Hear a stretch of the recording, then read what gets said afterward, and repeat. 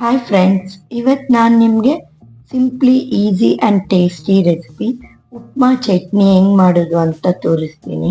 ಕೆಲವರಿಗೆ ಉಪ್ಮಾ ಇಷ್ಟ ಇರಲ್ಲ, ಅವರು ಈ ಥರ ಟ್ರೈ ಮಾಡಿ ನೋಡಿ, ನಿಮಗೆ ತುಂಬ ಇಷ್ಟ ಆಗುತ್ತೆ. ಮಾರ್ನಿಂಗ್ ಬ್ರೇಕ್ಫಾಸ್ಟ್ಗೂ ಮಾಡ್ಕೋಬೋದು, ನೈಟ್ ಡಿನ್ನರ್ಗೂ ಮಾಡ್ಕೋಬೋದು. ಏನೇನು ಇಂಗ್ರೀಡಿಯೆಂಟ್ಸ್ ಬೇಕು ನೋಡೋಣ ಬನ್ನಿ.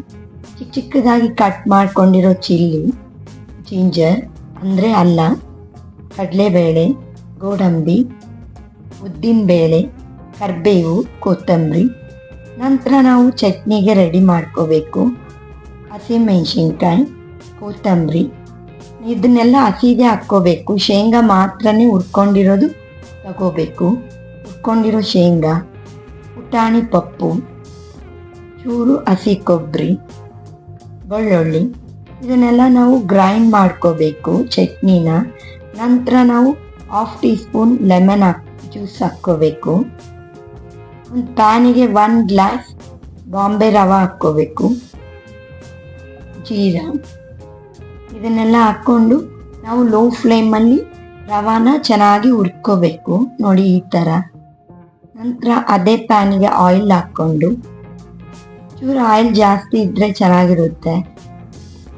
ಆಯಿಲ್ ಚೆನ್ನಾಗಿ ಕಾದ ನಂತರ ಉದ್ದಿನಬೇಳೆ, ಕಡಲೆಬೇಳೆ, ಗೋಡಂಬಿ, ಅಲ್ಲ, ಇದನ್ನೆಲ್ಲ ಹಾಕಿ ಚೂರು ಕಲರ್ ಚೇಂಜ್ ಆಗೋಕ್ಕೆ ಬಿಡಬೇಕು ನಾವು. 1/2 ಟೀ ಸ್ಪೂನ್ ಸಾಸಿವೆ, ಜೀರಿಗೆ.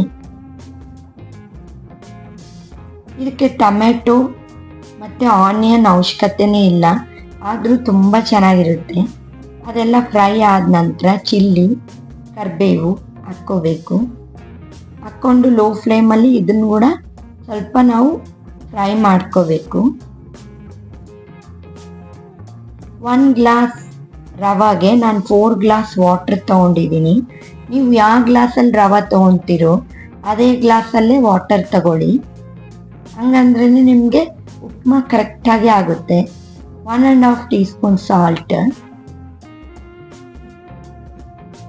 ಚೆನ್ನಾಗಿ ನೀರು ಈ ಥರ ಬಾಯ್ಲ್ಡ್ ಆಗಿರುತ್ತಲ್ಲ, ಚೆನ್ನಾಗಿ ನೀರು ಕುದಿಬೇಕಾದ್ರೆ ಹುರ್ಕೊಂಡಿರೋ ರವಾನ ಹಾಕ್ಕೊಳ್ಳಿ.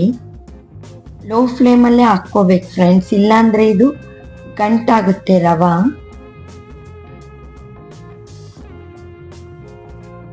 ಚೆನ್ನಾಗಿ ಗಂಟಿಲ್ದಂಗೆ ಉಪ್ಮಾನ ಚೆನ್ನಾಗಿ ಕಲಿಸ್ಕೋಬೇಕು.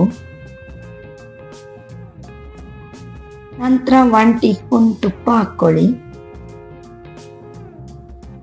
ಉಪ್ಮಾನ ಸ್ವಲ್ಪ ಅವಾಗವಾಗ ಕಲಿಸ್ಕೊಂತಿರ್ರಿ ಫ್ರೆಂಡ್ಸ್, ಇಲ್ಲಾಂದರೆ ತಳ ಹಿಡಿಯುತ್ತಲ್ವ. ಲಾಸ್ಟಿಗೆ ಕೊತ್ತಂಬರಿ ಹಾಕ್ಕೊಳ್ಳಿ. ಅಷ್ಟೇ, ಬಿಸಿ ಬಿಸಿ ಆಗಿರೋ ಉಪ್ಮಾ ರೆಡಿ. ಟ್ರೈ ಮಾಡಿ, ಟೇಸ್ಟ್ ಮಾಡಿ, ಕಮೆಂಟ್ ಮಾಡಿ, ಲೈಕ್, ಶೇರ್, ಸಬ್ಸ್ಕ್ರೈಬ್ ಮರಿಬೇಡಿ. ಬಾಯ್.